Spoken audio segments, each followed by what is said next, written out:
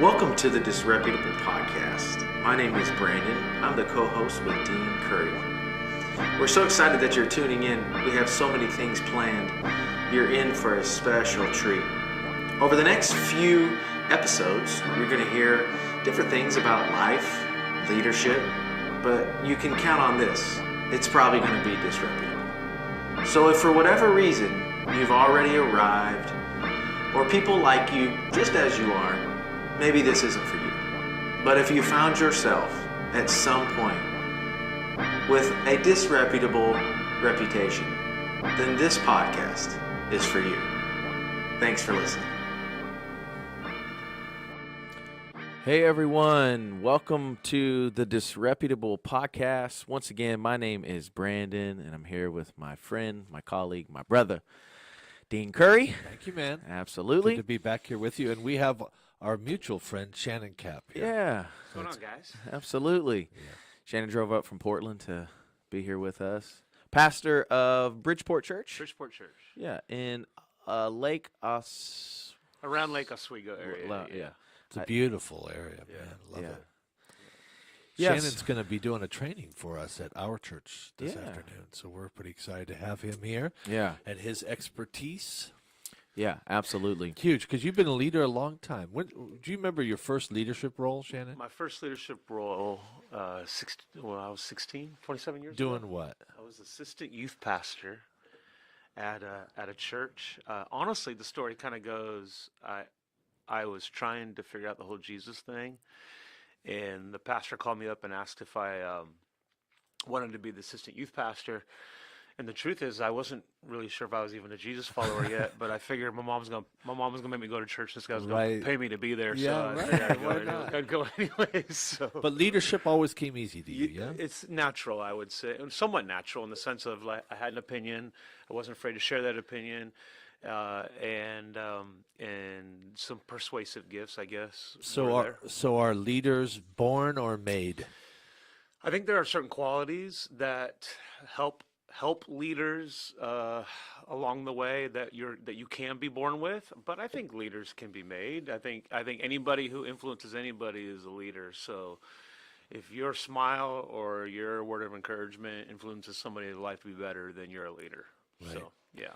But obviously, if you can get more intentional about it, you can be Absolutely. You exponentially can sharpen that gift a bit. Yeah. Yeah, and you've worked with leaders in the marketplace. You're a church leader now, but you've worked in and out of the marketplace as well, right? Yeah. So I've done a bit of consulting and then have owned some businesses, and so I like the fact that I get to kind of live in both of those spheres. I think that's important for me and kind of how I see the world too. So Yeah, for sure. What would you say, on the idea of leadership would be some of the biggest differences that you've noticed in the different areas that you've worked in, outside of, you have the church and then you have the corporate. Are there some similarities? And then clearly clearly we recognize differences, but what would maybe be some of those? yeah, that's a great question. I think everybody has, in the marketplace, most businesses' end game is money. Yeah. But every organization, every business, every nonprofit has a money. In the church, our money isn't dollars and cents, although there might be some churches out there that is it. But in our world, it's not dollars and cents. Our money is people. Like we want to love and influence people in a lot of businesses. It's a different metric. It's a different metric, yeah. So we always have an end game, but I would say one of the similarities I have found is those that don't aim at their end game usually find it. Those who aim at having a high sense of morale or motivation or encouragement or belief, we would call it faith or inspiration about their idea, they naturally gain a lot of momentum in their spheres, which produces the end game. Those who are just constantly going after the end game, I think, struggle to get it because they see people or products as just a line item instead of something. Yeah, they're something so about it. attached to the goal they forget what's in front of them. Yeah. Do you know the Dilbert cartoon? Have you ever seen that? Yeah. The guy who does that, his name is Scott Adams, and he said something in one of his books. I know it sounds funny. I'm not just reading. I'm not just reading Dilbert books. He wrote a business book, and he said, "Don't do goals, do systems." Huh. It's sort of a paraphrase of what I think you just said, which is, if you have a goal, you're just like, "Oh, I'm not there yet, so I got to keep cranking." And you're so detached from people. But if you have a system that says, "I'm going to treat people this certain way, and hopefully I'm going to end up with a great outcome." Yeah. Right. Yeah. But if I value people, if I have morale, if we want to have an integrous business, then I'm going to end up at a cool spot. Absolutely. Yeah. Absolutely. Yeah. I think believing, having, we say faith, or just a deep sense of belief in why you're doing what you do, is probably, in my opinion, the greatest asset to being a good leader. Is at the end of the day, you got to believe in it. Yeah. You got to wake up and and some say put your nose to the grind, or whatever that is, make it through hard days, or be able to celebrate really well when you have good days. Like, you have to just believe in what you're doing. Yeah. Yeah. Goals are, a lot of people, say they like goals and enjoy goals and set goals. But when do you think that, or don't you think that in some cases with no system to a goal just kind of leaves an idea out there floating around? In what case, do you need systems? Do you need a process to that goal? Or is it, we have different types of people that are listening. We have business owners. We have dads, stay-at-home moms. We have doctors. We have pastors that listen to this podcast, right? Sure. And it's entitled Disreputable. Okay. Sure. So for some reason, they like the title and they're intrigued by why they're listening to it. And they've probably had a few setbacks in their life, Sure. which would lead them to enjoy this podcast. And so then they have these goals that they put out there, and some people may have no system to it, no process to it. It's just an idea floating around, and hopefully they get there one day. Yeah. Yeah, that's a great question. It's a big question. I'll probably have a lot more to say about that in 10 minutes after. Right, when the podcast is over. When the podcast is over, but. We live in a culture now. You can just filter everything. You just put a new filter on it, and as long as it looks like you're kicking hiney, right? You're good. But we also live in a day and age where, because the outward perception is so important. Like, I find people playing it far safer than maybe they used to, or maybe you have a setback, and or your reputation gets dinged, or you don't have a group of people around you who believe in you, and so how does that impact you? And how does that impact your belief in? And do you start playing it safe, and do you miss out on opportunities because you're afraid of, the popular opinion or the public opinion, or even the opinion of yourself? What's the metrics? How do we measure that in our lives now? Why have you decided to not play it safe? Because I could make a case for playing it safe. Yeah, for and, sure. I mean, just being here and associating with the two of us I could say the same thing. Is a of you. minus. I could say the same thing of you. But when we started talking about Disreputable, you said, "Yeah, send me the hat. I've got a Disreputable hat. Brandon wants a hat." I mean, why do you I have a want tattoo, by the way. That's true. Just throw it out there. You're all in. Well, when I told my wife I was going to get a new tattoo on my wrist, 3 little F's, and those 3 little F's would stand for forget fair weather friends. Oh yeah, I wasn't sure we were going with this. Disreputable I podcast. know. Hey, I had the same thought, B. I'm trying to play it 'Cause safe. he I'm trying to doesn't play it safe, so I who don't- knows? I don't know. Faith, family, and Yeah, so it yeah, could be you something know. else. Yeah, forget Whatever. farewell friends. You can they can be whatever you want Yeah. them to be. But you Yeah. know, I know what it is to wake up and realize that most of my relationships in life were connected to my ability to produce stuff that people admired. Yeah, what you could deliver, a transactional Yeah, it was relation. They turned out to be transactional. You Yeah. thought you were friends, but Well, I thought we were friends, but it was a fair exchange relationship. and so either the exchange was they found some value in being able to say I was their friend, or I could actually give them opportunities of some kind. But when all that went away, I found myself lonely. I found myself, and I also began to discover that I put a lot of value. I put a lot of my matrix I didn't realize was based upon how other people perceived me or answered my phone calls or gave me opportunities based upon my performance. And Even in the religious world. even in the religious world, yeah. Probably more so. How come you say that? I feel like because you'd think there would be more forgiveness, but there's less. You would think there would be more grace, but it seems like there's less. It seems like when you find religion, you forget the puddle that you once found yourself drowning in. But when you find Jesus, it seems like you begin to have a little bit more empathy, and that puddle doesn't seem so far removed. Yeah. I can connect to the guy up the street that feels like he's got no tomorrow and he's addicted and he has no family, because it almost feels like just yesterday I was there, and if it wasn't for Jesus, I would be there tomorrow. So I think religion's like, you should have never been there, and you'll never be there, and it's you. Yeah, do you agree with that?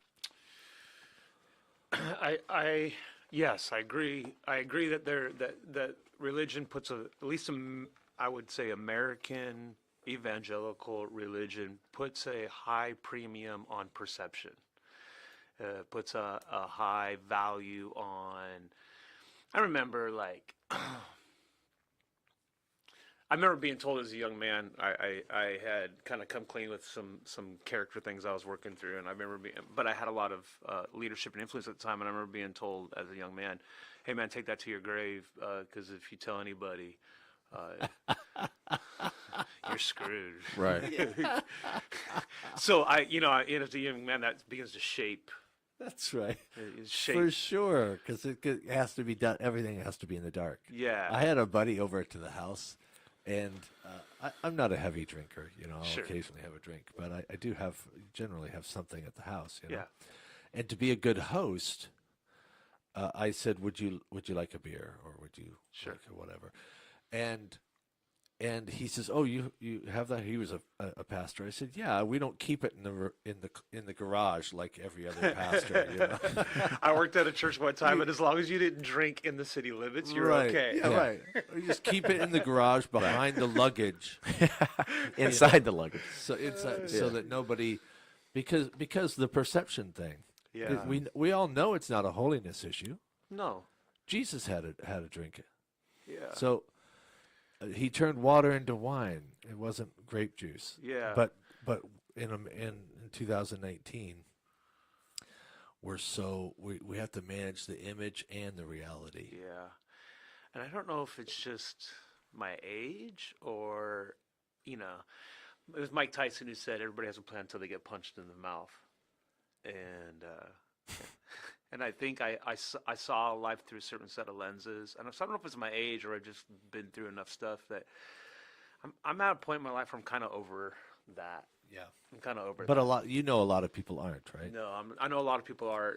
And Help them get over it. 3 things that helped you get through the silliness, so that you could do what Brandon's talking about and just be more about Jesus and less about managing your image, your religious image versus your personal relationship.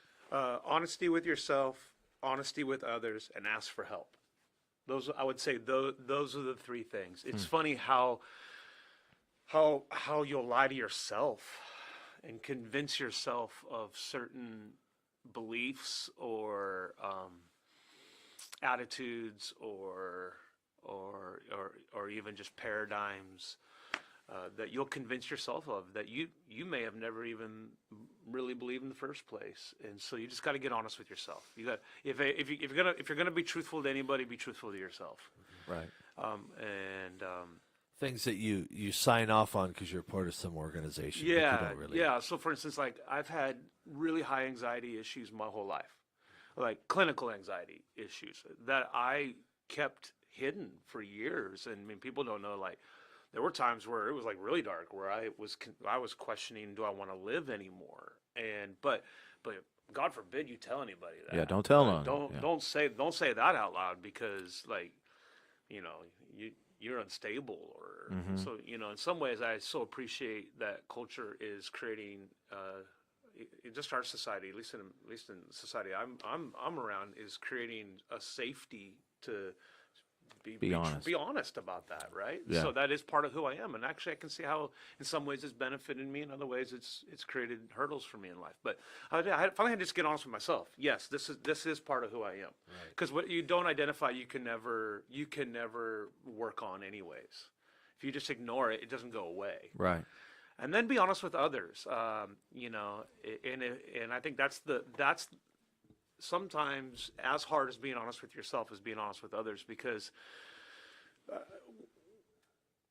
you have to be okay with the fact that you have to unconditionally accept people's acceptance or denial of you. Right. So back to this idea of fair weather friends. The reason people aren't honest, don't you think? Yeah. Is that they're afraid of the exodus. Absolutely. And that's real. You're not saying be honest and it won't cost you something. Absolutely. Yeah. It's going to cost you a lot. Yeah. Could be in theory. Yeah, because when you're honest with yourself, you have to just determine, I'm going to live on my side of the fence. You have neighbors. You might look at their grass and think, and it's brown and ugly, but it's not your job to fix their grass. And they might look at yours, and it's not their job to fix your grass. All you can offer your neighbor is to be a good neighbor. And if they accept it or don't accept it, you can't control that. You can't change that. You just have to accept, either that's my neighbor or you got to move. Those are your only options. You got to unconditionally accept however people choose to respond to your ugly grass or unpainted fence. And if not, then you got to move on, and then ask for help. You got to have guides. You got to have mentors. You got to have somebody to emulate. You got to have people who have walked the road ahead of you, who aren't afraid to kind of come alongside of you, who are going to pick you up on down days, who are going to encourage you, who are going to celebrate with you. I think so often, when we say get help, we talk about, when I'm in my dark spots, but you need people who just learn how to celebrate life with you. Right. Enjoy life with you. And so you got to ask for help. I'm committed to being that friend, by the way. You are that. You are the party friend. I'm the guy. That's why we have you here. I'm always down to celebrate, But it got me thinking. I just had this conversation yesterday. Two things. Number one is, disreputable, we've kind of defined in some ways as decisions that you have made that have found yourself at the perception of someone else. Yeah. So the decision for you to do X, Y, and Z, really, is that a disreputable decision? Well, it only becomes a disreputable decision based upon someone else's perception of that decision. Yeah. And that list can go for days. Forever, yeah. But yesterday I was just having this conversation because I think we honestly live in a world, back to your be honest with yourself, be honest with others, where people really aren't ready for real honesty. Yeah. So like, hey man, how you doing? And it's just like, the response that you want back when you ask that question is, I'm doing great. How are you? Because if somebody says the truth, we're like, I don't have time for that. I don't have awkward. What do I say? How do I handle it? I wasn't expecting it. They don't want they don't want, like, you know what? Yesterday I actually thought about taking my life. Yeah. And today I woke up and I'm not doing too well. And it's like, okay, well, I got to get my Starbucks and then I got to head to work. Yeah. Maybe if you put that post on Facebook, somebody will encourage you. Have a wonderful rest of your day. I heard a podcast once where they talked about the problem is the last 10%. It's because we don't mind going the first 90. Yeah. Of the truth, Yeah. I'll give you but the last 10% is what people they pull back on. Right. They kind of. I don't think I'm going to say. And then but people here's the categorize thing. you. Yeah. People put you in, from my previous situation. Yeah. I have a lot of people that have projected what they think they would feel based upon my situation on me. Yeah. Does that make sense? It's like, oh, you must be so hurt. It's like, Yeah. well, why do you say that? Well, if I went, and it's Yeah. like, well, you didn't. I did. So then they begin to project what they think they feel about you based upon where you're at. Because they don't know they don't understand real. They don't understand honest. They don't know. They've never even tried to feel that even for themselves in some ways. Yeah. Because we live in a society that's just like, numb it, don't think about it, just get it out of sight, out of mind, take every thought captive in the church world is what things we say, and I agree with those things, but I also think like there's got to be some type of self-reflection, meditation. You got to feel some of those things, right? Yeah. Yeah. Shannon, talk about, coming out of failure, coming out of depression, coming out. How does one pull out of it? You and I talked about, you started this great church in San Diego. There was some betrayal there. There was some dishonesty about transactions and debt and all. You find yourself in a situation that's like, oh, what am I going to do now? How does someone pull out of a moment where they've been defined, as Brandon says, they've been defined one way, they've lost friends. Yeah.